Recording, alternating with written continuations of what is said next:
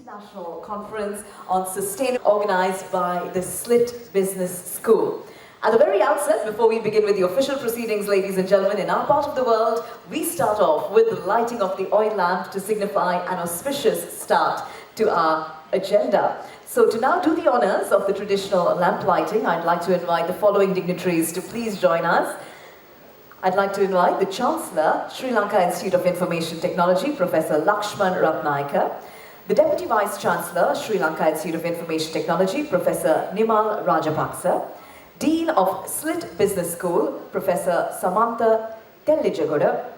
We have the Dean of the Faculty of Graduate Studies and Research, Professor Rahula Atalage. We have the Dean of Faculty of Humanities and Sciences, Dr. Malitha Vijayasundara. Dean Faculty of Computing, Professor Chandimal Jayawardena.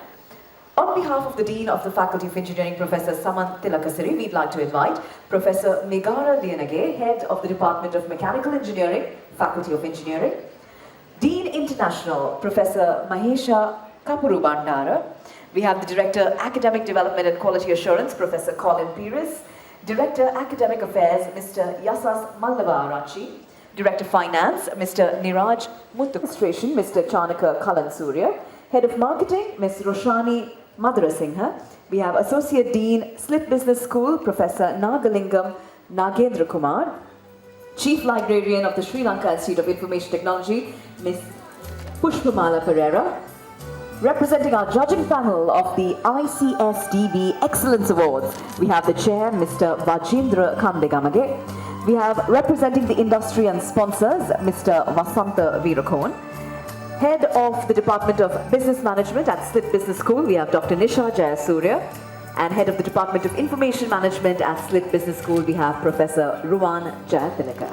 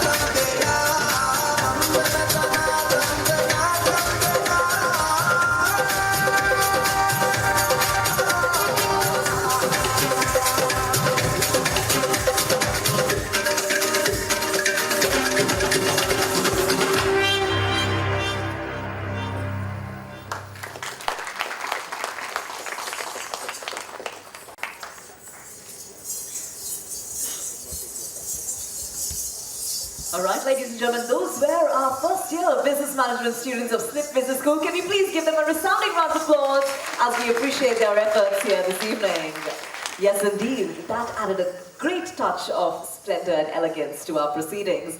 And on that note, ladies and gentlemen, once again, good evening to all of you and a very warm welcome to day one of our international conference on sustainable and digital business organized by the Slit Business School. Now, at the very outset, as we begin with our event here this evening, allow me to give you a brief introduction to our international conference. Now, the Slit Business School is very pleased to organize this inaugural two-day conference on December 1st and 2nd, that is today and tomorrow. And our conference is themed towards digital sustainability. This conference will enable researchers as well as practitioners from Sri Lanka and even joining us from abroad to share their findings, to share their insights, their success stories, even their challenges with an audience of like-minded participants. Our conference also features a lineup of distinguished keynote speakers, many of whom are joining us from abroad, and we will hear two of them later on this evening. And in the participation, we have an audience comprising of leading CXOs, practicing managers from diverse industry sectors. We also have researchers who will all exchange their perspectives in an array of domains under the themes of sustainable and digital business, which, as you all agree, is very timely, very apt in the current climate of the global scenario. So now the venues for the two conferences are Water's Edge, where we are today, and tomorrow at day 2, we will continue our proceedings and our discussions and deliberations over at the Slit Malabay campus, the main auditorium. We're also pleased to share with all of you, ladies and gentlemen, that tomorrow on day 2 of our conference, gracing our occasion as our chief guest will be Dr. Nandalal Veerasinghe, who is the Governor of the Central Bank of Sri Lanka. So we do look forward to his presence with us tomorrow. Now, before we begin with all of the official speeches, ladies and gentlemen, let's remember that at this conference, coming on board to support our event, we have our valuable sponsors, and we'd like to thank them for their generous contribution in making this conference a reality. So our sponsors include our platinum sponsor, Sampat Bank PLC. We have our gold sponsors, including Enadoc, we have Cogen International, and we have Insi Cement. Our silver sponsors include SEMA Sri Lanka and Patpatgo, which is the official brand of Unitech Labs. We have our academic partner, Emerald Publishing, and we have our official newspaper, Daily FT. So a big thank you to all of our sponsors for coming on board to support us. Now, ladies and gentlemen, we do assure all of our participants a very insightful, extremely educational agenda lined up over the next 2 days. That's today and tomorrow. So without further ado, let's begin with our proceedings right now. To commence our event here this evening, ladies and gentlemen, by extending a warm welcome to every one of you in the audience, it's my pleasure now to invite to the lectern the General Chair of the International Conference on Sustainable and Digital Business 2022, who is also the Dean of the Slit Business School. Ladies and gentlemen, let's put our hands together now for Professor Samantha Tellijagoda.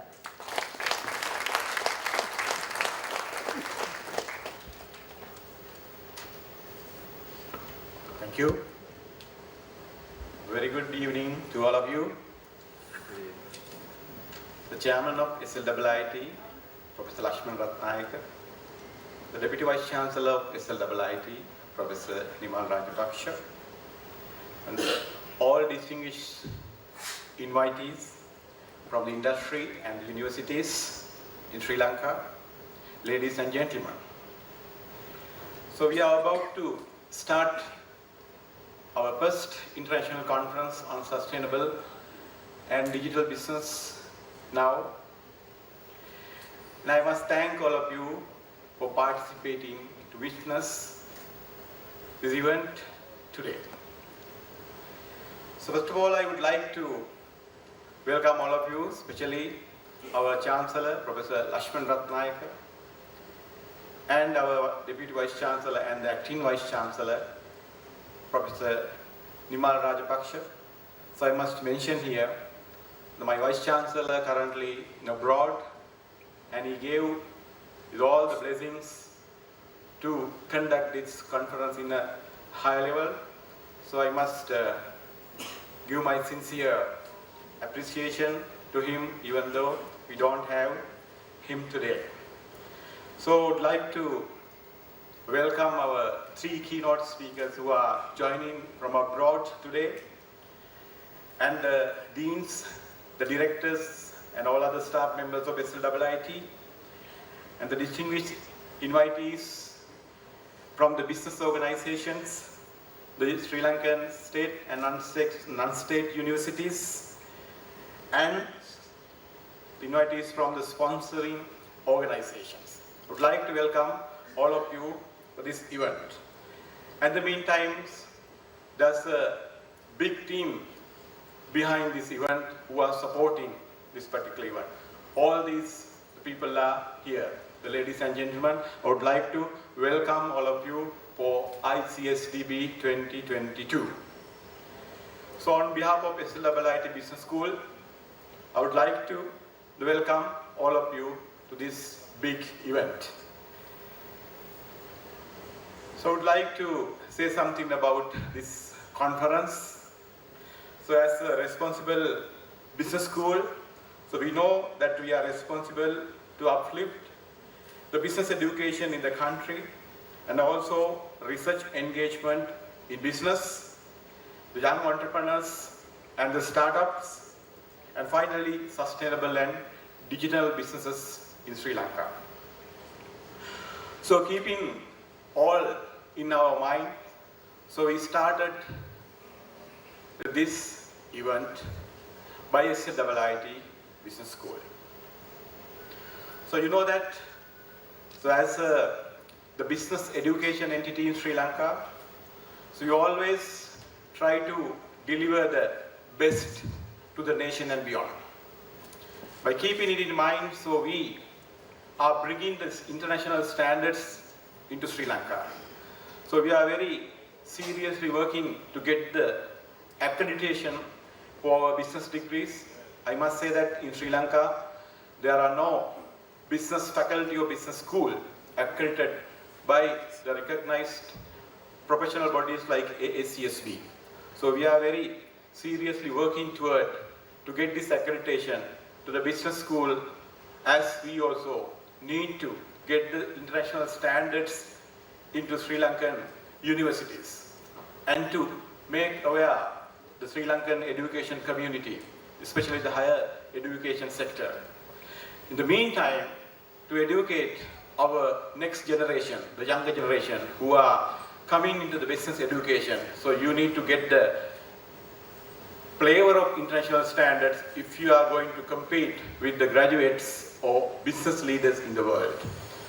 So in keeping that in mind, so we wanted to initiate this, especially, so we started that practice or the working toward this accreditation 3-4 years ago, and we developed our strategic plan for the next 5 years. And the key part of our strategic plan is the sustainability and the digitalization. To go in with that, so we initiated this conference. And what we can do for the community, what we can do for the society, what we can do for the higher education sector in the country and beyond, that was in our mind. With that, so we initiated this. So before we start, so we consulted several business organizations. You know that SLIIT Business School started their agreement, so we signed agreement with several business organizations in Sri Lanka, not only business organizations, professional bodies.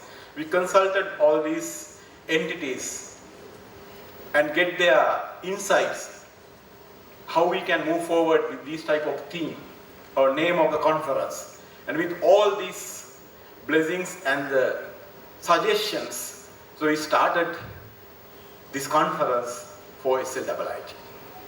So I am quite happy that so we are there, and so we received a lot of contribution from the local and the international level to this conference. So even though this is not the word of thanks, I must appreciate who supported this conference, in the financially as well as in other terms. Without your support, actually we couldn't introduce this particular event for the Sri Lanka. So thank you very much for all your support. And with this short remark, I again welcome all of you to the International Conference on Sustainable and Digital Business 2022. Thank you very much.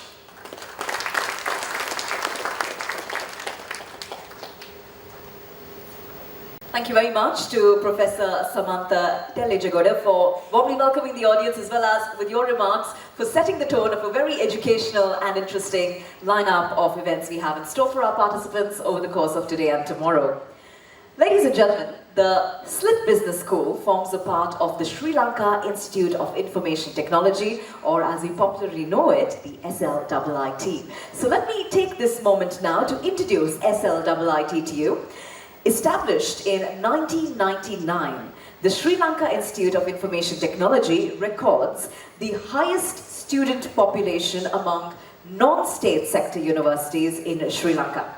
It offers undergraduate as well as postgraduate programs in an array of disciplines such as computing, business, engineering, architecture, humanities, social sciences, etc.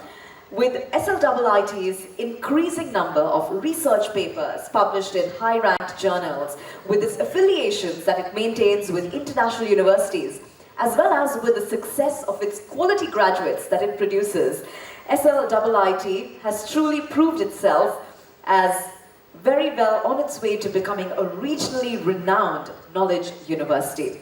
On that note, ladies and gentlemen, we are delighted that as our next speaker for this evening, we have with us today the Chancellor of the Sri Lanka Institute of Information Technology. We have Professor Lakshman Ratnayaka in the audience with us, and it's now our pleasure to invite Professor Ratnayaka to share a few of his insights with us here this evening. So on that note, ladies and gentlemen, let's now put our hands together as we welcome Professor Lakshman Ratnayaka.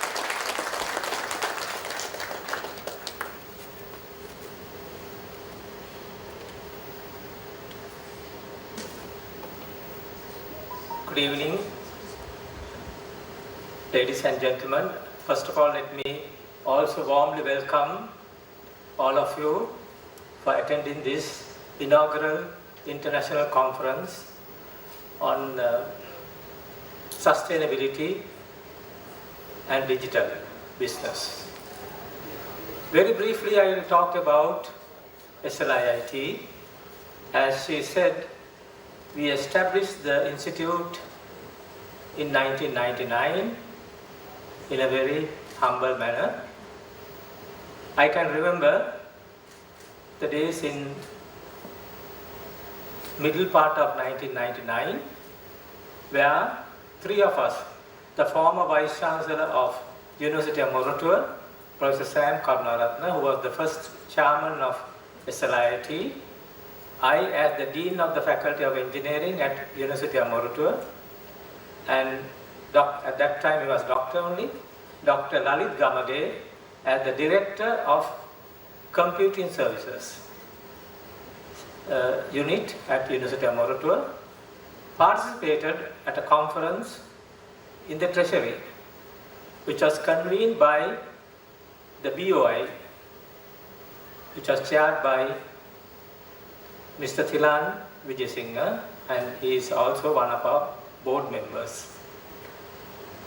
There were many academics from all 15 universities at that time, and they said that we need to produce at least 1,000 IT graduates annually, when we are producing only less than 100 IT graduates in the whole higher education system in Sri Lanka.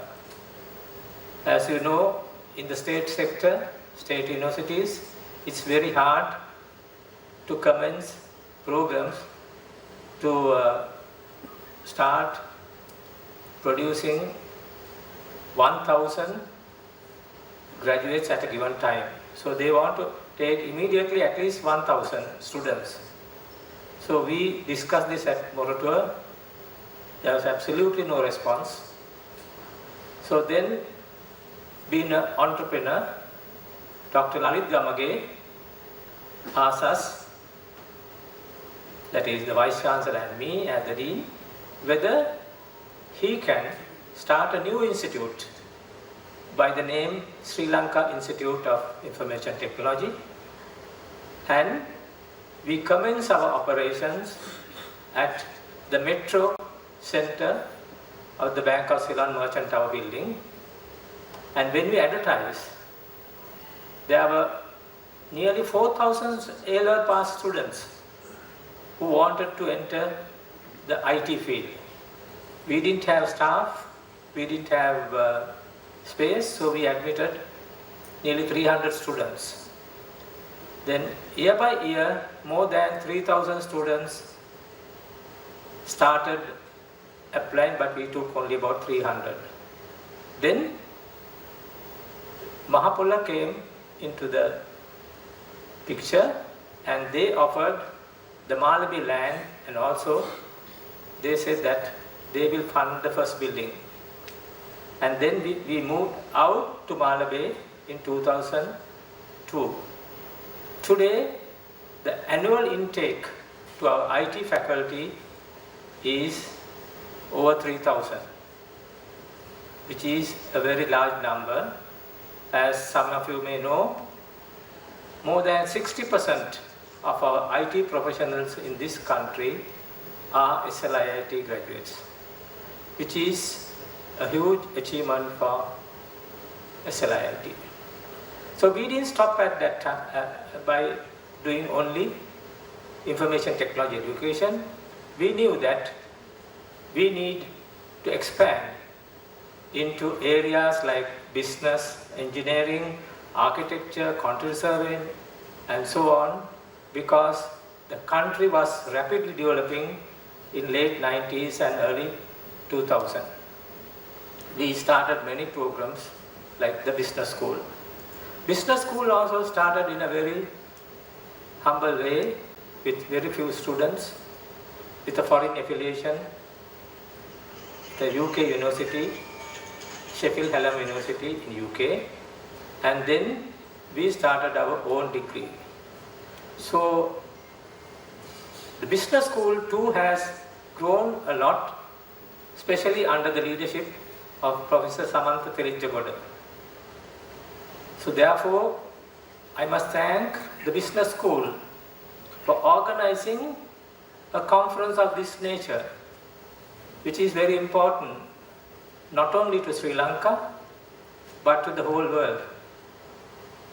These two areas, sustainability and digital technology of business, have become extremely important. As you may be aware, the UN has asked all the countries in the world to be a carbon zero nation by 2050. Sri Lanka too has signed that agreement. And unfortunately, due to the COVID, and in fact they pumped a lot of money to Sri Lanka to achieve those targets. The project will be over this month, end of this month. And some people are working hard as to how we are going to achieve this carbon zero status in 2050. Some of us may not be there, but I know especially the young people will have the benefit of living in a carbon zero world. At least major part of the world will be carbon zero. So these two areas, sustainability and digital business, is going to be an extremely important aspect to make this target achievable. So I must congratulate the business school for selecting an appropriate title for this very important area, to make the entire world aware that these are the factors that the universities, the businesses, the industries should concentrate to achieve the UN target of making a carbon zero world by 2050. So with these few remarks, I once again congratulate the business faculty and welcome all the participants for this international conference. Thank you very much.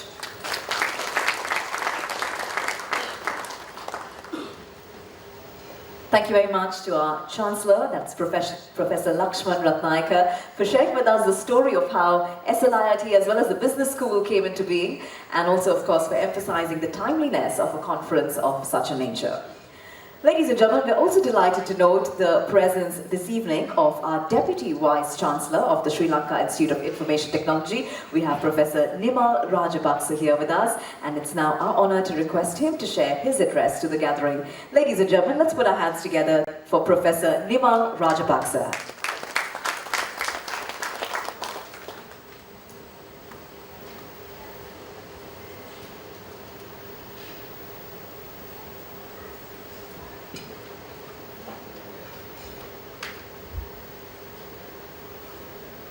Thank you very much, Professor Lakshman Ratnayaka, Chancellor of SLIIT, Dean Samantha Telijjagoda, Deans, Directors and Heads of SLIIT, distinguished invitees, ladies and gentlemen.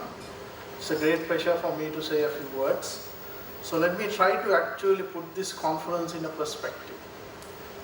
And as Professor Ratnayaka mentioned, our business school is not a very old business school. It has been there, I think, for more than about just a decade. And particularly over the last couple of years, under the leadership of Professor Samantha Telijjagoda, I think we have made great progress. And as Professor Telijjagoda mentioned, when you are in a business school, you have to always concerned about actually the international environment, right? Because your graduates, the quality of your programs and everything is actually decided based on the international yardstick. So Professor Samantha Telijjagoda decided that our business school should be an accredited business school. Now that is a great vision as a leader, and also to make sure that the benefit of that vision goes into our students as well as to the country.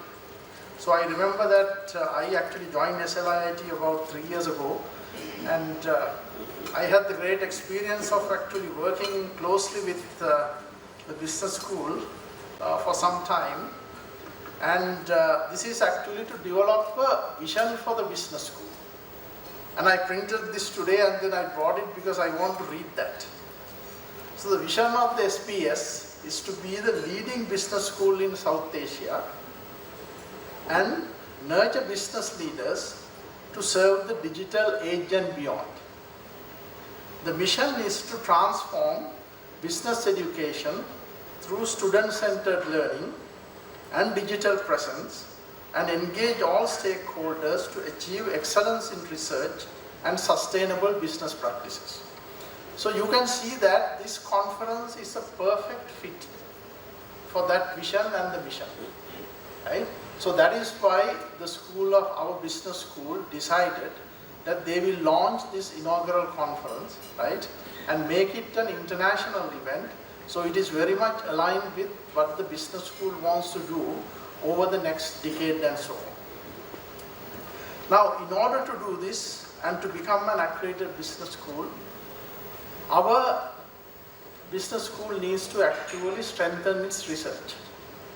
And I think again the members of the business school, together with our Dean of Graduate Studies, Professor Rahul Atalage and others, have actually worked very hard to strengthen the research profile of the business school.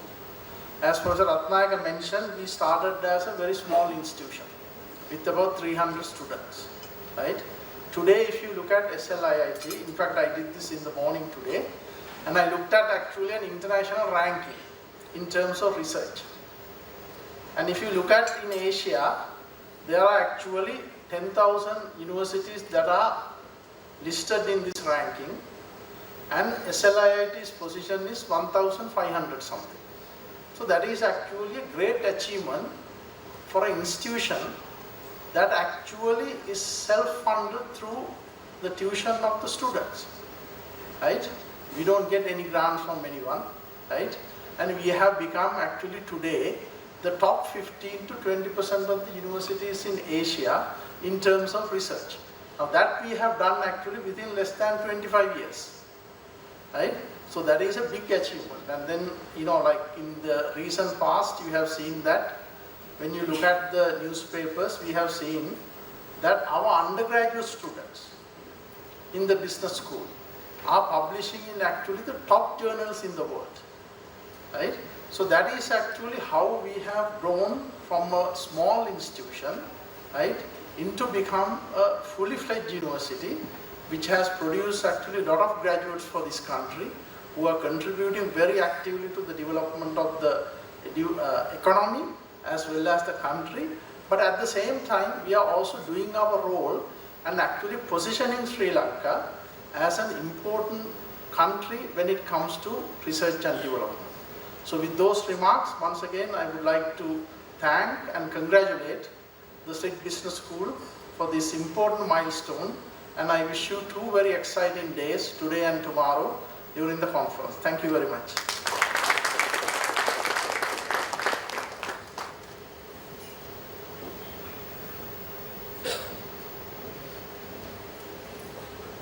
Thank you very much to Professor Nimal Rajapaksa for sharing with all of us the vision of the business school and how our international conference today aligns with that overarching mission of our institute indeed. Now, ladies and gentlemen, a conference of this scope and significance will not be possible without generous contribution by our sponsors, and we're truly appreciative of each of our sponsors for having partnered with us to make this conference a reality. So may I now invite all of you to turn your attention to the screen as we view a few brief videos by our sponsors. Take a look.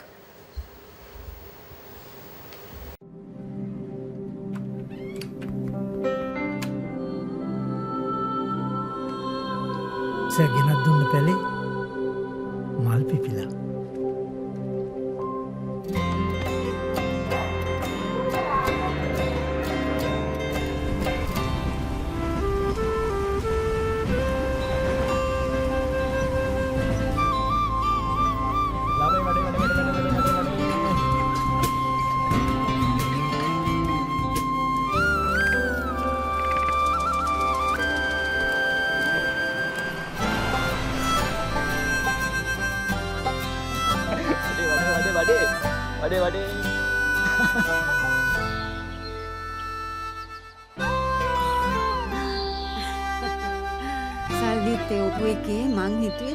We are පෝසත් මිනිස්සු with many values that bind us beyond a transaction. Sampath Bank.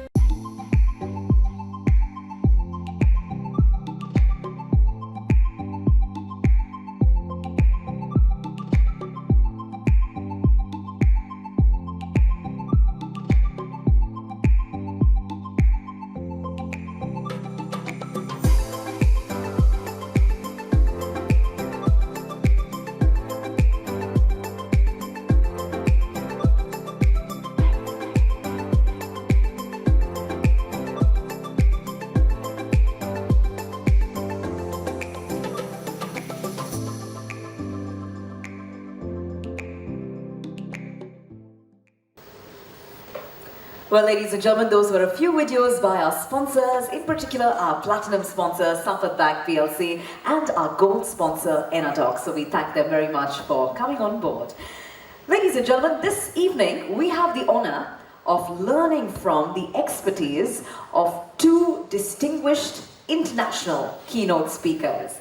And both of our keynote speakers will be joining us live via Zoom. I'm sure we all look forward to being enriched by their perspective and insights this evening. Please allow me now to introduce to you our first keynote speaker for today. That's Professor John Besant. Originally a chemical engineer, Professor John Besant has been active in the field of research and consultancy in technology and innovation management for over 40 years. In addition to his role as Emeritus Professor of Innovation and Entrepreneurship at the University of Exeter, he has visiting appointments at the universities of Stavanger, Norway, and Erlangen, Nuremberg, Germany. In 2003, he was awarded a fellowship with the Advanced Institute for Management Research, and he was also elected a Fellow of the British Academy of Management. He has acted as advisor to various national governments and to international bodies, including the United Nations, the World Bank, and the OECD. Professor Besant is the author of over 45 books and monographs and many articles on his topic of expertise, and he has lectured and consulted widely around the world. His most recent books include Managing Innovation, which is now in its 7th edition. He's also written a book called Entrepreneurship and another book called Riding the Innovation Wave. So with this introduction, ladies and gentlemen, it's now our honor to listen to our keynote speaker address the gathering this evening. So we now welcome on screen, ladies and gentlemen, Professor John Besant. Let's put our hands together as we welcome him.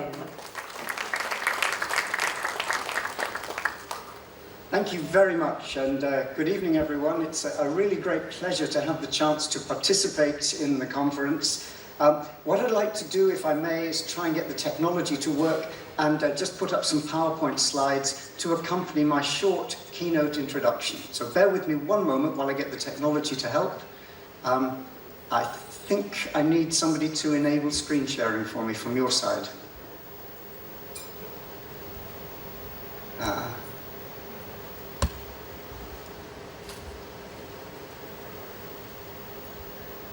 Thank you very much, that's great. And just bear with me one more moment. And hopefully, can you just wave a hand if you can see the slides now? Yep, lovely. So what I would like to do very briefly is just talk about the innovation challenge, because this innovation word is hugely important, but we need to get to grips with it. It's not simply good enough to say we believe in innovation, we need to work with it. Now, to help me with this short introduction, I'd like to introduce you to the Red Queen. If you're not familiar with her, she's one of those wonderful characters in that great children's book, Alice in Wonderland. And she's a very interesting woman. She has the ability, for example, to believe 3 extraordinary things before breakfast. But if you did happen to encounter the Red Queen, may I give you some advice? Whatever else you do, don't play chess with her. For 3 reasons. First of all, she keeps changing the rules. You're happily playing a game, and suddenly she introduces a whole new set of rules. Worse than that, she keeps changing the game. You think you're still playing chess, she's moved on to something else. But the really important reason why it's not a good idea to play chess with her, this constant change is normal in her world. Now, if you have a chance to look at the book, I love it. I read it still now to my daughter. But basically, in the book, there's a wonderful scene where Alice and the Red Queen have been running. And they pause for a moment. And Alice says, well, in our country, you generally get somewhere else if you run very fast for a long time, as we've been doing. To which the Red Queen replies in that very haughty fashion, "Ha! That's a slow sort of country. Now here, you see, it takes all the running you can do to keep in the same place. If you want to get somewhere else, you must run at least twice as fast as that." I think you can see where I'm going with this. This gives us a very powerful metaphor for the innovation challenge. Let's be clear. Innovation is an old problem. The problem never changes. The problem is, how do we create value from ideas? Commercial value and also social value. But how do we create value from ideas? That never changes. But what does change is the context. Technologies, markets, regulations, the world is constantly changing. These are multiple and simultaneous sources of change, and they pose a challenge for us. Because we can't, in that kind of world, trust to luck. If we're serious about innovation, we have to manage it. We have to organize and make it happen. And we need a capability, what we call dynamic capability, to step back and keep adapting our approaches as this world changes. In other words, we need innovation model innovation. Now, there's some good news, because we do know a lot about innovation. We've been studying it for about 100 years, and there's a consistency about the recipes that people come up with and the research findings. We know roughly what it is that we need to do to help innovation happen, and to happen repeatedly. It's not an accident, it's not that light bulb moment, bing, a light bulb flashes, that's not enough. What we need is a process, something that enables us over time to deliver a stream of value. And that process has a number of stages that we understand. At the front end, it's all about searching as widely as possible, because we know innovation comes at us from many directions, from new technologies, from research, from listening to the market, from copying people, from working with users, from what the government tell us we can and can't do. We have to search and distill possibilities from that, but then we have to choose. We can't do everything, so we need careful management of strategic selection, and we then have to make it happen. And this is where the world of agile implementation really comes to the fore, creating value from our ideas, developing it, prototyping it, piloting, and launching. None of that takes place in a vacuum. We know it's governed by things like having a clear strategy. How is innovation going to take us forward? How is it going to deliver that value? And can we get people to buy into our strategy? It's hugely about people. And so we need to think how we can create an innovative organization to allow people to deliver what they're capable of in terms of creativity and knowledge. These days we're in a connected world, and the smart innovating organization builds links. It operates in a world of open innovation, and it manages those linkages effectively. And most important, we learn. Nobody starts with a perfect way of managing innovation. The smart organizations constantly review this, fine-tune it, occasionally change it, they adapt it.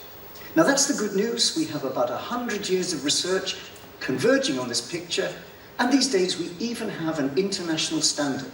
ISO 56000 is a standard for managing innovation, and if you haven't yet explored it, I commend it to you. You could also, of course, buy our textbook, which contains the same messages. But basically, this is the good news about managing innovation. But there's a challenge. If I use this simple diagram here, there's innovation on our left-hand side, on the vertical axis, from incrementally doing what we do a little better, to radical change, doing something completely different. And on the horizontal axis, if we think about the world outside, this Red Queen world which is constantly changing, then we can frame that world, we can put some boundaries around it, and within that, we can operate our innovation activities. And as I say, that's the good news. We know how to build on what we've already done, to exploit, to do what we do better, and we know how to push the frontiers, a kind of bounded exploration into the distance, but within an established frame. That's the good news, and we have models to help us do that. But the world is changing. The Red Queen world, there's all sorts of new challenges, and I can guarantee that tomorrow there will be other ones we can't even anticipate today. And in that world, there's a question mark. What are the models, and I suggest there'll be more than one, that we might need to put into place to help us deal with that? That's the innovation challenge, and the smart organization, the smart research is all around trying to understand that green zone. Now, let me just give you some very simple examples. This is a very short introduction, but hopefully it can help you understand this. 3 examples. My first, we're about to come into 2023, and we should be singing Happy Birthday to You, to Henry Chesborough and the many people who gave us the word and the concept of open innovation.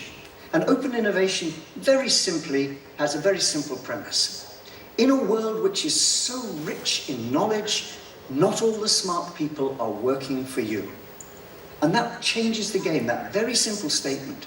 Because if there is so much knowledge out there, the challenge for our organizations, be they commercial or public sector or working in not-for-profit, the challenge for those organizations is to connect. What do people know about out there that we can draw in to help us with innovation? What do we know about that we can share out there? And how do we manage those many transactions? And a company like Procter & Gamble fundamentally changed its approach in the early 2000s. From nearly 2 centuries of doing a classic, we'll create knowledge through research and development and through market research, and we'll deploy that in all sorts of consumer products, they changed that entire model to a new model, which is now coming up for 20 years old, connect and develop. The name says it all. It's about building connections. So this is an example where our model for innovation, our innovation model that shapes how we organize and manage it, changes. Second one is to think about what we're these days often calling collective intelligence, mobilizing many minds on the job. We're still, sadly, at the tail end of this awful COVID pandemic, but one of the few good bits of news from it is the way innovation happened. Very early on, when we didn't know what we were dealing with, we had a crisis around ventilators and around protective equipment. And this was a big, urgent crisis challenge. What we did was to mobilize whoever could help us with that challenge. And that mobilizing minds led us to some really fast, really effective innovation, and more recently, of course, to the development of vaccines and other treatments. But that's an example of something that's very typical in a world I work in. Much of my work these days is with the humanitarian sector, and in that sector, crisis is the norm. We have, sadly, all sorts of natural disasters to which we have to add man-made disasters, and in that space, we need to innovate. We need to feed people, we need to house them, we need to give them medicine, and so on. That's a space where innovation is absolutely essential. It really is life and death. And the wonderful news is how much mobilizing many minds can contribute to that. A very simple example, in the awful earthquake in Haiti in 2010, the city of Port-au-Prince was almost completely destroyed, and terrible things were going on. But within days, within hours, using mobile phones and the fact that the mobile phone network was there, and the fact that people had access to mobile phones, began to make innovation happen in real time to help with that. Connecting displaced people, a terrible thing after a disaster, but my kids were at school the other side of town. Are they okay? Connecting people, you could do that with an app. Giving people money, because the banking system was literally smashed to pieces. But with mobile money, mobile phone credits, we can quickly put in place a financial system. Disaster mapping. Where are the unpassable roads? Where are there problem areas? Where is it safe to go? All sorts of things. Very quickly, in that earthquake, and of course in many other disasters we've seen since, collective intelligence, many minds creating apps to solve the problem. So it's another piece where mobilizing a different approach to managing innovation gives us all sorts of new opportunities. And the last one, this is the humble suggestion box. Now, we all know the suggestion box, and it's been around in some form or other for about 500 years. So it's not a new idea. You post your idea in, and hopefully that idea gets deployed. It doesn't. The limit with the suggestion box in the old days was if you were successful and you got lots of people in your organization to share, you drown in ideas. You can't handle them all. Not anymore. Once again, this idea of mobilizing many people and using powerful digital technologies means we have collaboration platforms where we can get tens of thousands of people across the globe inside an organization working on the same problems, not just sharing their ideas, but commenting on others, like Facebook, liking ideas, building those ideas, targeting them strategically. What we're seeing in many organizations is a transformation of this internal idea creation capability through collaboration platforms. Now, I could go on, but I won't, because this is a short keynote to get us started. Let me briefly summarize the key points, and then I'd like to underline them with a slightly different approach. You wouldn't be here if you didn't believe that innovation matters. It's all about survival and growth, whether we're in the commercial or the non-commercial world. But it's not going to happen by accident. It requires active management, which is why business schools and others are so engaged with this key innovation question. We've got to get our hands on it. It's not enough just to say, we believe in innovation. And in a changing world, in this world of the Red Queen, we don't just have one model for innovation and then work with that. We constantly need to step back, adapt and change our models in the ways I've been implying. We need to ask three key questions. Of the ways we approach innovation, what do we need to do more of? That's still working, let's do more. But conversely, what do we need to do less of, or perhaps stop? It worked for us in the past, but maybe not in the future. Think about Procter & Gamble, nearly 200 years of one model, changing it to a completely different approach. And what new things do we need to learn?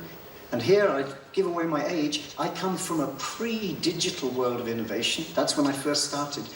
What we can now do with some of these amazing internet tools and other digital devices is extremely impressive. But Recording in progress. So, we need a phrase I've used before, a term the academics call dynamic capability. It's all about learning new tricks to cope with a constantly changing world. Now, at this point, the teacher in me knows that I could stop, but I'm going to do one more thing. I'm going to try and reinforce my point by coming at you from a slightly different angle. So I'm afraid, ladies and gentlemen, I'm now going to sing to you. Even worse, the song has a chorus which you can join in. But it basically tries to distill what I've been saying in the form of a song. So here we go. The song is all about dynamic capability. Just pick up my guitar, and I hope this is all going to work. So,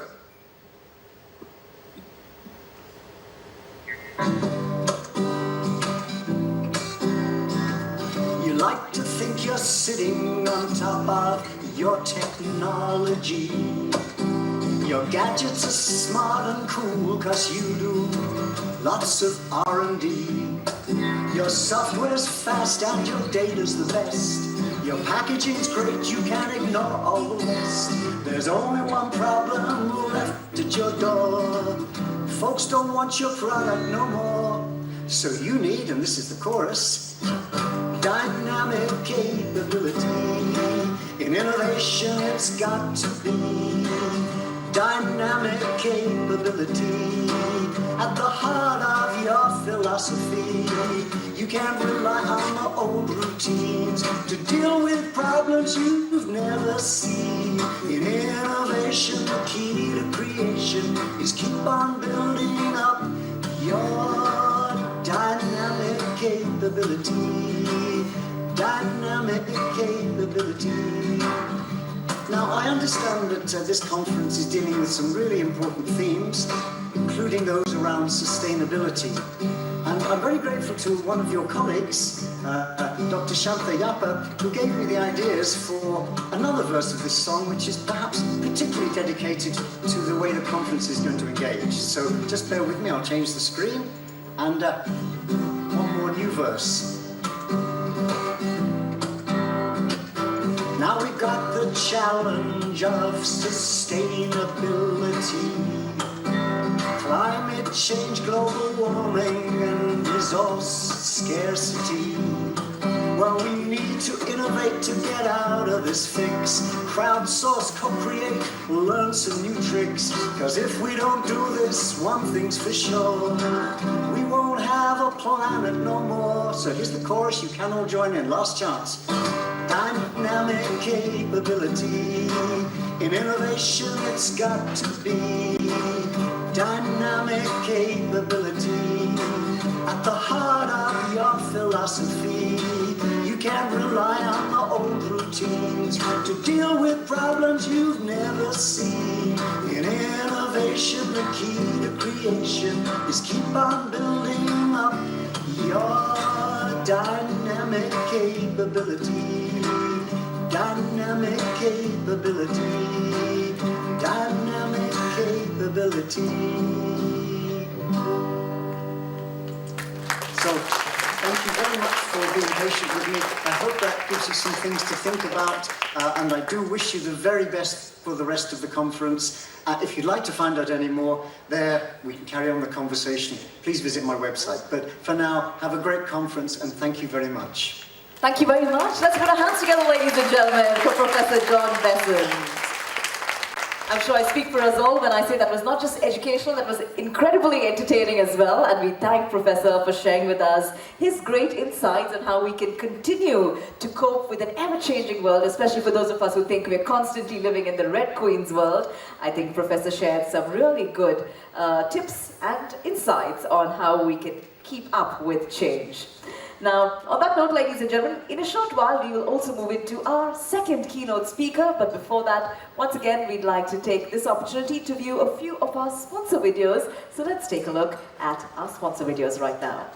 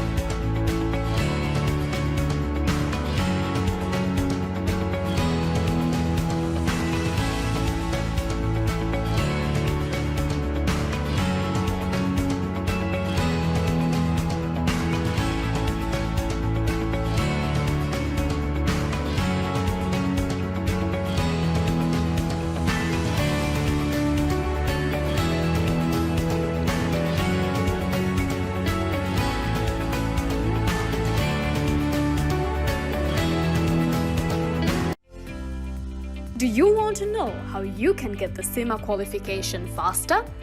Join CIMA through the CGMA Finance Leadership Program, a self-paced digital learning and assessment platform designed to ensure smarter learning and faster success. Discover the power of opportunity with the fastest route to completing the CIMA professional qualification at an affordable price and at double the speed. All right, ladies and gentlemen, those were a few brief videos from our sponsors, in particular gold sponsor Coach Chen International and our silver sponsor CIMA Sri Lanka. With that, let's now be introduced to our second keynote speaker for this evening, and that is Professor Muthu De Silva. Professor De Silva is a professor in innovation and entrepreneurship and the Assistant Dean Research at Birkbeck, University of London, UK. Her research advances our understanding on co-creation. In particular, she has contributed to our knowledge on how actors in an ecosystem engaged in co-creation and associated good practices, capabilities, intellectual property, and impact. She has published in world-leading journals such as Research Policy, Journal of Organizational Behavior, British Journal of Management, R&D Management, and Technovation, among others. She has secured major grants from Innovate UK, Intellectual Property Office, EU, and British Academy Leverhulme, OECD, and British Academy of Management. Professor De Silva is a Fellow of the Royal Society for the Encouragement of Arts, Manufactures and Commerce, and she is in the editorial board of the British Journal of Management. So with this introduction, it's now our honor to hear her speak tonight. Let's put our hands together, ladies and gentlemen, for Professor Muthu De Silva. Good evening, everyone. I hope you can hear me, see me, and also you can see my slides. So if someone tells me if everything is okay, perhaps I could make a start. We can hear you. We can hear you. We can see your slide. Give us a second while we get you on the screen as well. Just give us a second. We are trying to arrange you to be on the screen along with your slide. Yes, now we can see you, and I hope we'll get your slide up as well. Give us a couple of seconds, Professor. Sure. All right, there we go. Until you get the thing. We're ready. Okay, that's perfect. Thank you. So good evening, everyone. And I have to start by saying such a great keynote speech by Professor Hassan. I'm like, I cannot sing, so I should have practiced some dancing routines, but now I'm too late. So sorry, you won't be hearing music with me, but I'll try my level best to make the presentation as interesting as possible. Okay, thank you very much for inviting me to join the International Conference on Sustainable and Digital Business. So first, I would like to congratulate Sleep Business School for organizing this excellent conference. Well, as you may have figured out from my name, my roots are in Sri Lanka. So I'm extremely grateful to Mother Sri Lanka for offering me a very strong foundation, which was then further developed by the UK. It is really great to see how a Sri Lankan business school thrives in the international arena. So I'm extremely proud of Sleep Business School. I'm very sorry today I could not join you in person because after this speech, I have to join a panel discussion and then to engage in teaching. Well, the life of an academic, right? I'm sure many of you in this room is familiar with this particular routine. Okay, so in my speech, by drawing on multiple research that I have conducted, I will share with you some insights on how we could use co-creation as a mechanism for resolving grand challenges. So my speech will closely align with as well as complement the valuable insight shared by Professor Bassett. So as we all know, sustainable development goals are unable to be achieved within a single organizational boundary. Therefore, businesses, governments, academics, intermediaries, and citizens should integrate their knowledge, resources, and networks to address grand challenges. So this is where co-creation comes to play. Co-creation involves a close working relationship between actors of an innovation ecosystem to jointly address grand challenges. Co-creation is not a substitute for internal research and development activities or knowledge transfer, but it is suitable for addressing grand challenges that cannot be resolved within a single organizational boundary. So while institutions are important, as also Professor Besson said, people are the key for co-creation. Since co-creation involves non-linear, bilateral working relationship with different actors, it is a quite complex process. Therefore, it is very important that we support people from different organizations working together for co-creation by offering them resources, skill development opportunities, and rewards. In this presentation, I will discuss two key elements. First, I will present a few examples of co-creation initiatives that resolve grand challenges, and then I will discuss good practices for making co-creation a success. In terms of different examples of co-creation, I would like to draw your attention to the work that I have jointly conducted with the OECD, during which we have discussed 30 international co-creation case studies that were aimed at resolving COVID-19 crisis. Well, the greatest challenge of the century that humankind has faced. In this speech, I will briefly explain 4 types of co-creation cases that we have discussed in these 2 reports. But of course, if you are interested, please feel free to read these 2 reports. You could access these freely, and you could use these links to access. First of the 4 types that I will discuss today is the umbrella programs for co-creation. So these are usually government-led large programs that offer funding, expertise, and resources to support the ecosystem to co-create. So as these programs are complex, they are often managed by a core team who administer the support via an open call to which several co-creation projects can apply. A key characteristic of these programs is the combination of top-down and bottom-up approaches. In terms of top-down, the government, in close collaboration with national research councils, define broad challenges to be addressed by projects, and then they convert these to a call for project proposals.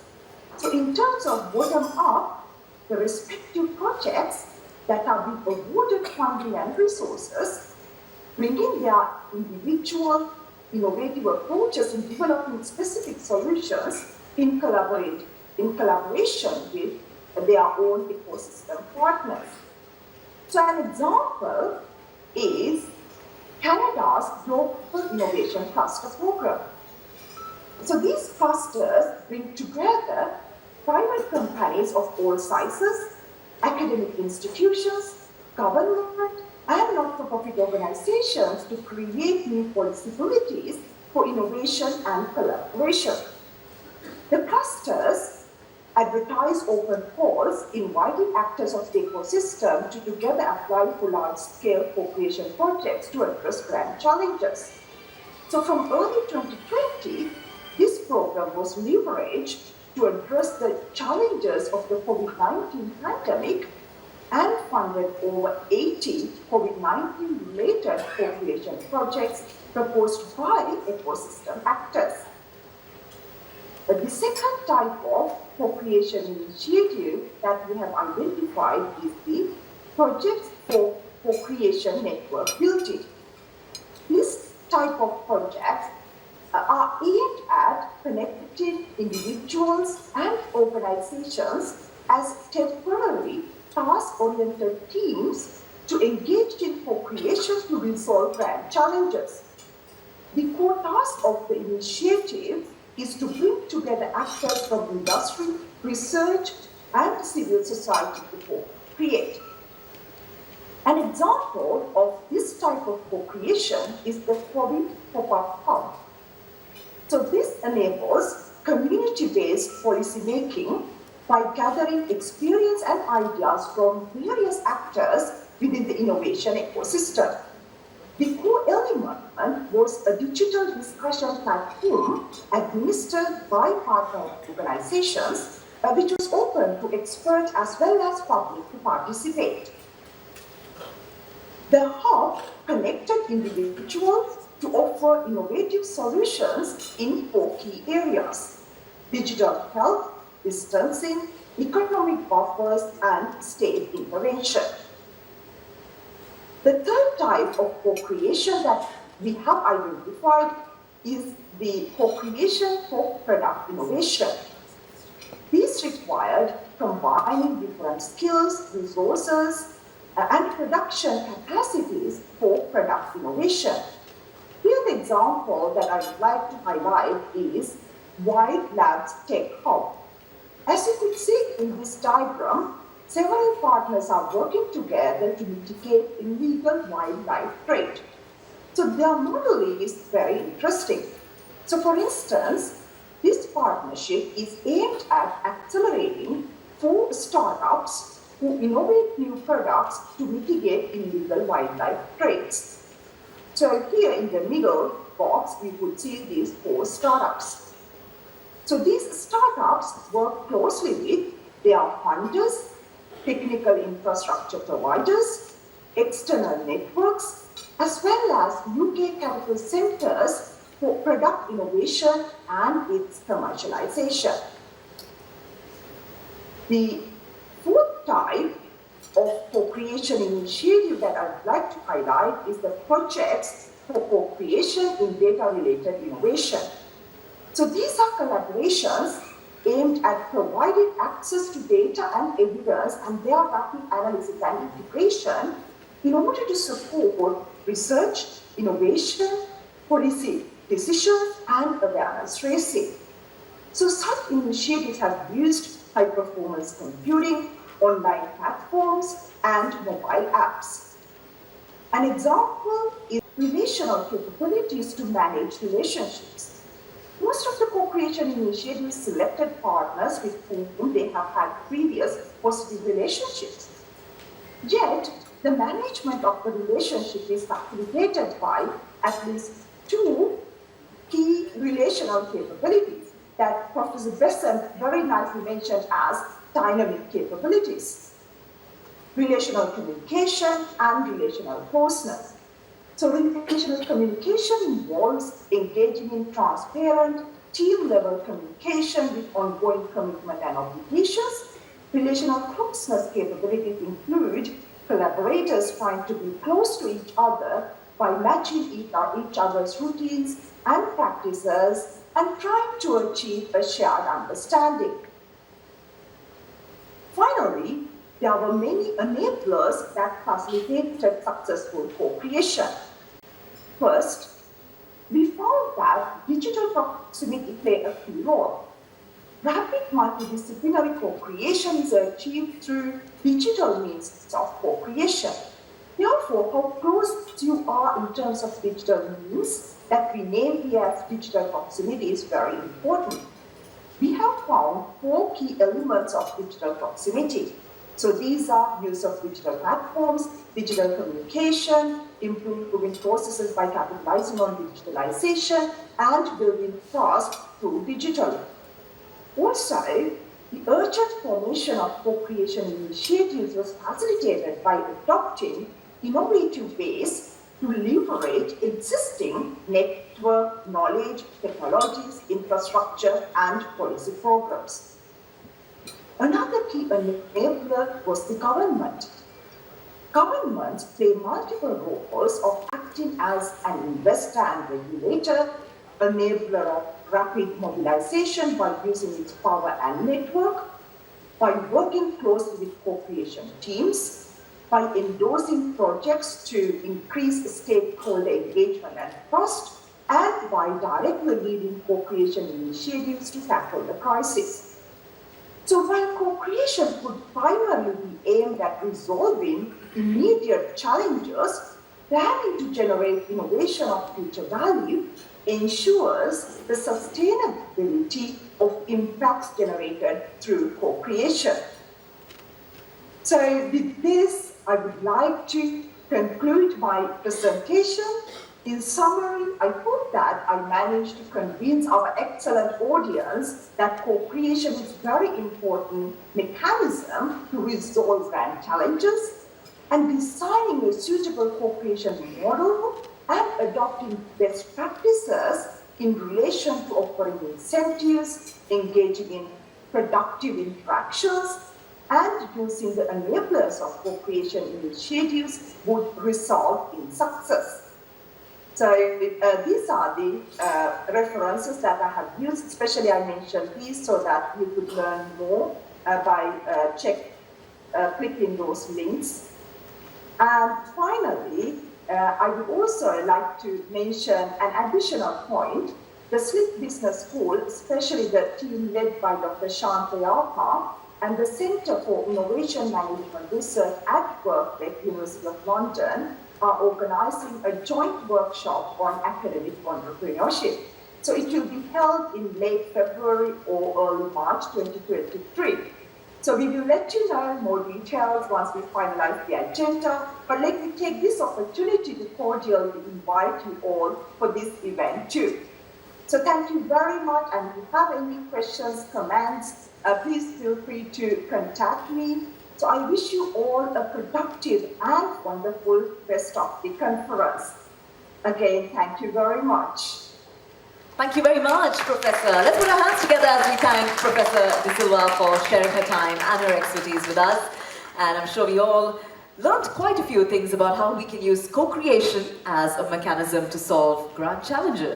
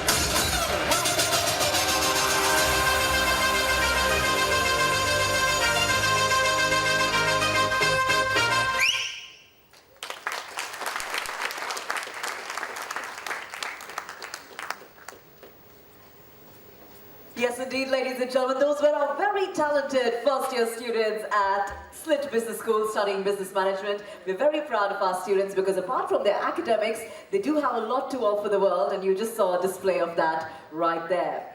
Well, before we move on to the rest of the agenda, ladies and gentlemen, time now for a quick break to appreciate our sponsors. So let's take a look at a few sponsor videos.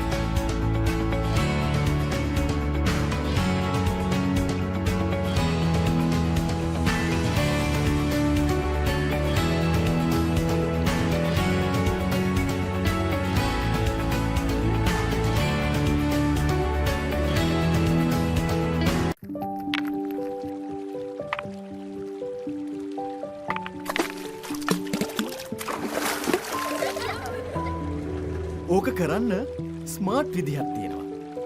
හැම බලයක්ම පිළිවෙලට එකතු වුණාම ඕනම දෙයක් ශක්තිමත්ව ගොඩනගන්න පුළුවන්.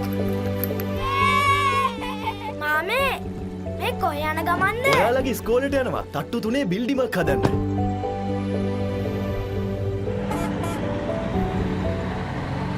Smart act තාක්ෂණයෙන් බලගැන්වුණු ඉහළ ශක්තිය කල්පැවැත්ම මනාව වැඩකිරීමේ පහසුව සහිත නව ඉන්සී සංස්ථා පෝට්ලන්ඩ් කොම්පොසිට් සිමෙන්ති හෙටට ඔබින රටේ ශක්තිය.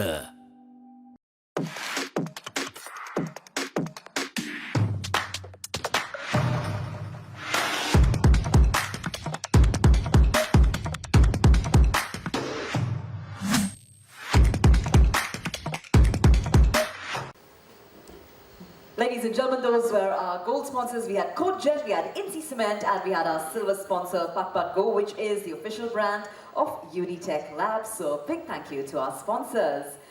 Well, with that, ladies and gentlemen, we're now moving away from the academic part, and we come to a very exciting highlight of day one of our conference here today, which is the awards, ladies and gentlemen. And yes, I am talking about the Icsdb Excellence Awards.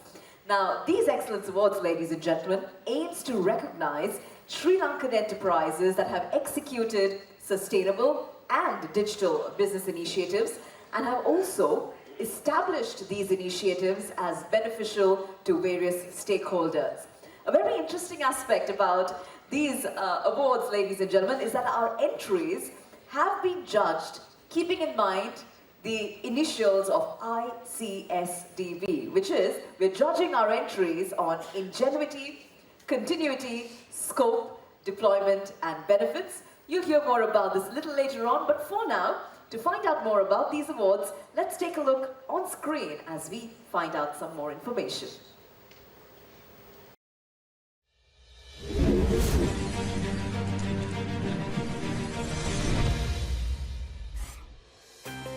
The International Conference on Sustainable and Digital Business, organized by the SLIT Business School, proudly presents the Icsdb Excellence Awards to recognize sustainable and digital business initiatives of Sri Lankan business enterprises. An independent panel of judges who are subject matter experts, comprising practitioners and scholars, select the winners using the unique Icsdb index as the evaluation criteria.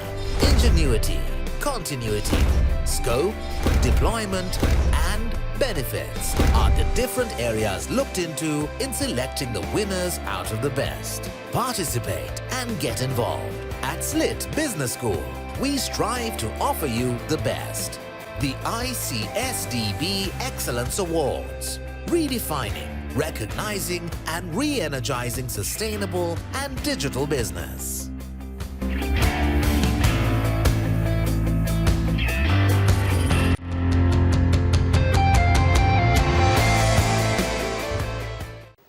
Yes, ladies and gentlemen, that was an introduction to you on the Icsdb Excellence Awards.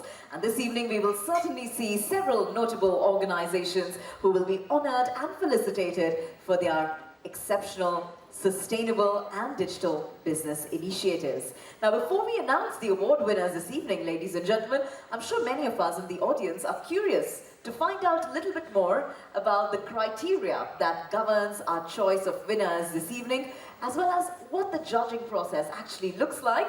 Well, to now brief us on the scope, the objectives and the criteria of the Excellence Awards, it's our pleasure to hear from a very special gentleman at the helm of the awards. It's time to hear from the chair of the Excellence Awards, who's also director of SLIT Innovate and senior academic fellow at SLIT Business School. Ladies and gentlemen, let's put our hands together for Dr. Shanta R. Yapa.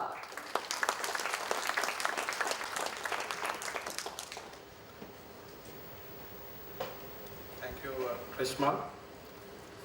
Can I have a...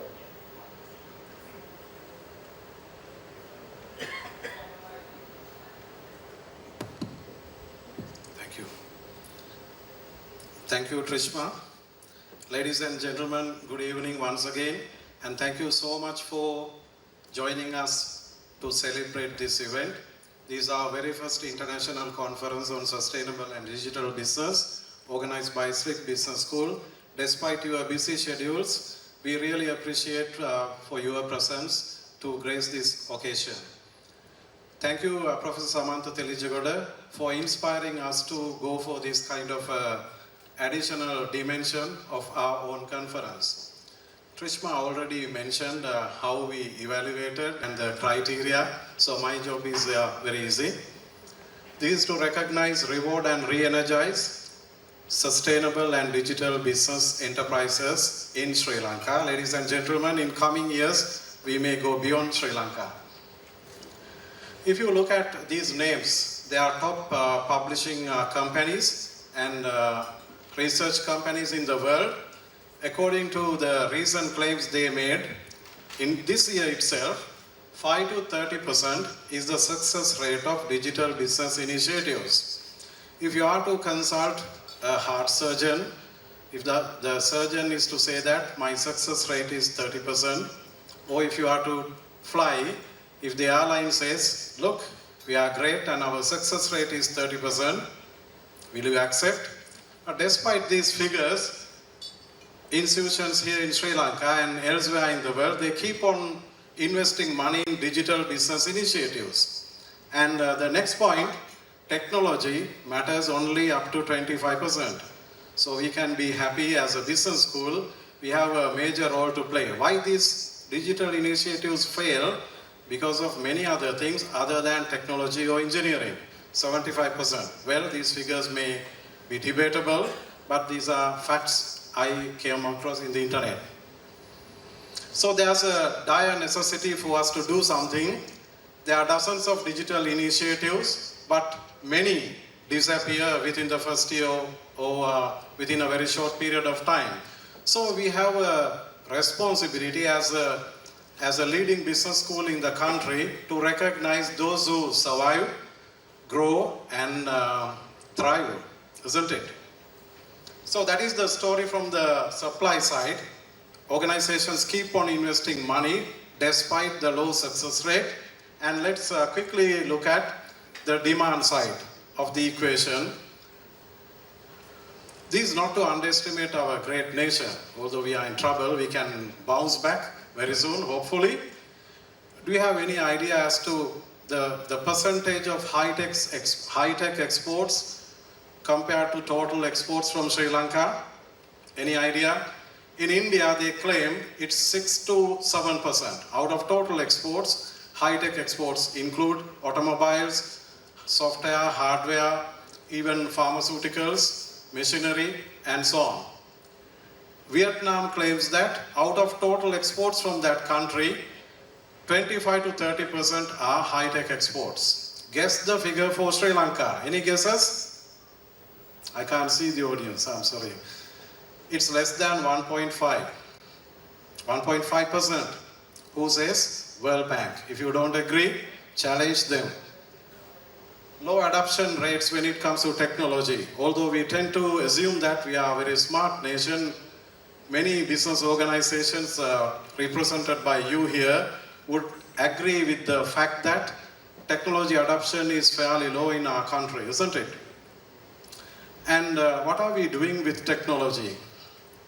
Mobile penetration rate has exceeded 150. In 2017, 304 people died here in Sri Lanka due to floods and landslides. Do we have a system to keep them informed? Look, if the rain continues, please evacuate. No, we don't have. This is not rocket science. We have enough space. Once in 3 hours, somebody is killed due to a road accident here in Sri Lanka. Divide the total deaths, road deaths, you will see it's happening at a very, very alarming rate. What have we done as a nation? I can list down so many social problems, crime rates to whatnot. So there's a need from the demand side as well. So as a responsible business school, we thought of studying this further. We invite all the commercial organizations to work with us. We have Slit Innovate, we have Slit Business School to solve this problem. Why these digital business initiatives cannot succeed as we expect. So with that in mind, we did some preludes by inviting eminent speakers from industry, Mr. Vasantha Veerakon, Mr. Ravi Jayawardena, and Mr. Indikadi Soisa and Mr. Chaminda Tennakon conducted 4 preludes, and this will continue as a practice from Sri Business School. And with the contributions from the entire faculty of Sri Business School, we identified the criteria for evaluating people, organizations who submitted applications as Icsdb. She already explained what they are. There's one more? Okay. If I quickly take you through ingenuity, the level of innovation, don't think that introducing innovations is always a reason for you to succeed. No, it is not the case. Do you know the difference between medicine and poison? It's the dosage. Okay, too much of innovation can also kill your product and your organization. So we are looking at it, the extent of innovation, continuity. They are connected. Too much of innovation can kill your continuity. Scope. It can be only for one single organization, multiple locations. We have a criteria explained. Deployment and benefits. Once again, an interesting point, scope and benefits, they are interconnected, or there's a tension between them, or trade-offs. You can think of any digital business initiative which can be beneficial to your own organization, which can improve your bottom line, but it may not give the benefits to the society. So you need to widen the scope so that the benefits would be towards all the stakeholders. Next one. Okay, ladies and gentlemen from the industry, you can use Icsdb as a framework index to compare your digital business initiatives. It's a quick test or acid test. Next. Okay, it is an acid test. There's a very interesting statement in business organizations. If you are planning to fail early. What does it mean? Delaying it can lead to a lot of, let's say, rather losses and your credibility and so many things. So use this index, simple index, to test your projects. So we received a large number of applications. Thank you so much for all the applicants, and we evaluated them by inviting a completely independent panel of judges, which comprised accountants, bankers, engineers, IT professionals, and academics. I thank everyone who participated, and I guess, Trishma, I'm done.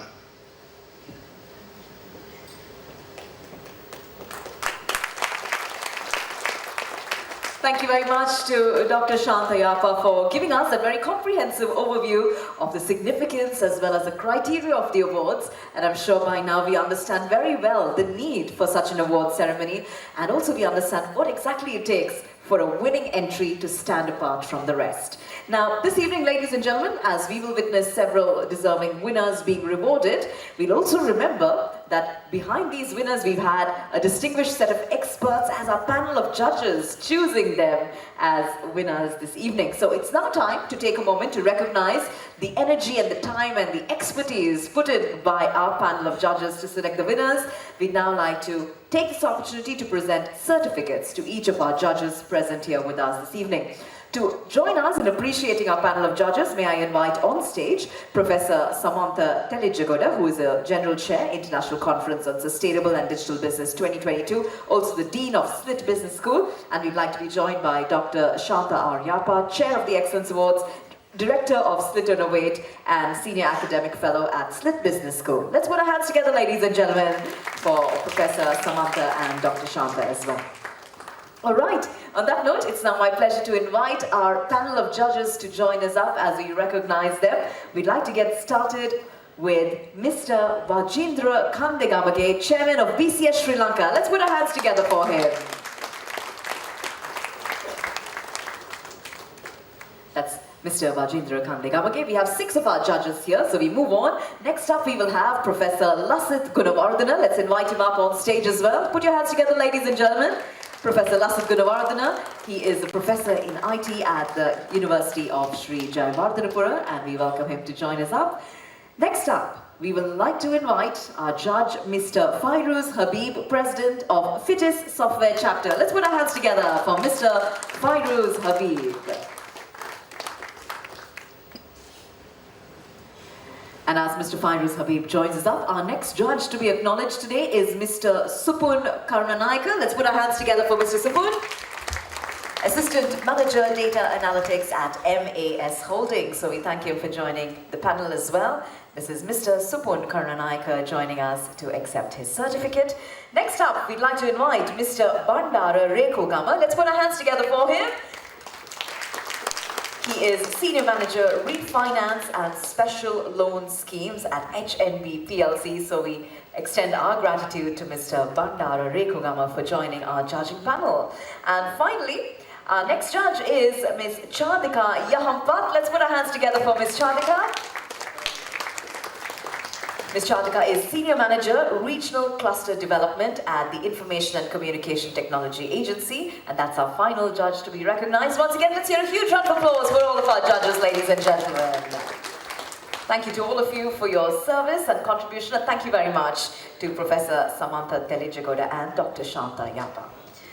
All right, ladies and gentlemen, it's now time for the Icsdb Excellence Awards Ceremony.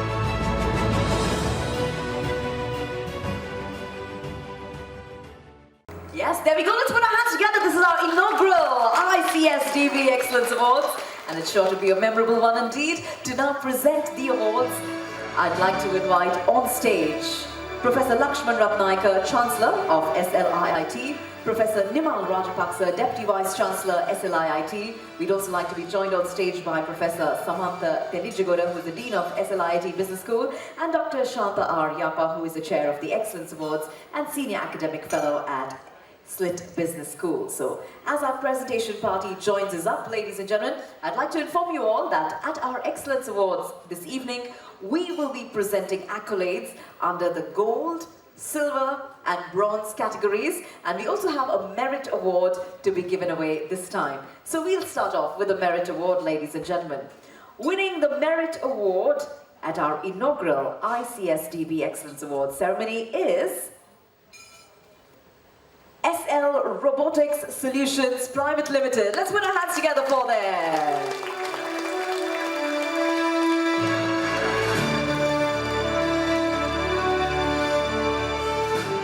Congratulations, SL Robotics Solutions Private Limited. They win a merit award. A huge round of applause for our merit award winner.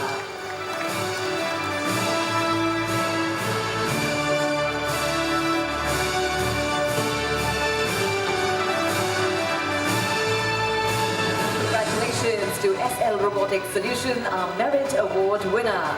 And now, ladies and gentlemen, for the bronze, our bronze award winner is Sampath Information Technology Solutions Limited. Put your hands together for them.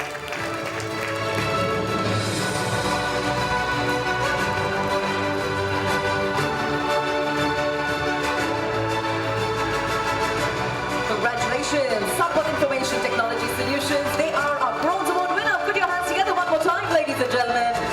For the bronze, Sampath Information Technology Solutions Limited. All right, we have two more awards to go. This time, Silver Award. And our Silver Award is backed by D-Genix Private Limited. Congratulations.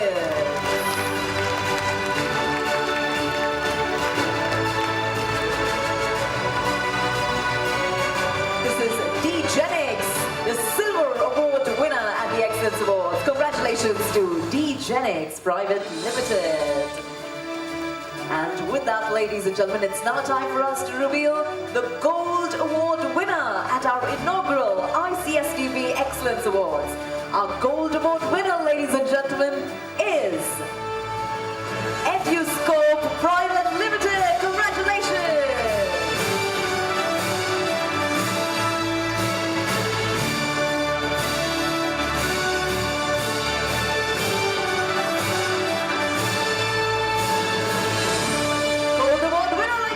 Keep the applause flowing. This is the inaugural gold winner, Icsdb Private Limited, and we congratulate you for a fantastic entry and, of course, your sustainable and digital business initiative doing great work. Congratulations to all of our winners, and of course, we'd like to say thank you to our presentation party. We'd like to invite you to take your seats in the audience. Well, with that, ladies and gentlemen, we now come to the conclusion of the awards ceremony. Congratulations once again to all of the award winners who have won big and have earned themselves the worthy recognition here this evening. On that note, with the awards ceremony being done, we now draw to a close of day one of the International Conference on Sustainable and Digital Business 2022, organized by SLIT Business School. Now, I do hope it's been a very interesting first day for all of you, but we do continue tomorrow as well. Tomorrow we will have insightful education and wonderful learning, continuing at the venue, which is SLIT Malabi Campus Main Auditorium. That's where our proceedings will take place tomorrow. And of course, as mentioned earlier, our chief guest for day 2 of the conference is the Governor of the Central Bank of Sri Lanka, Dr. Nandalal Veerasinghe, will be joining us tomorrow. So we look forward to a very interesting and fantastic day ahead. So with that, as we now wrap up our proceedings here this evening, we invite all of you to please stay back to enjoy cocktails and fellowship. Thank you very much for your participation here tonight, ladies and gentlemen. I wish you a pleasant evening and, of course, a fabulous conference. Thank you and have a nice day.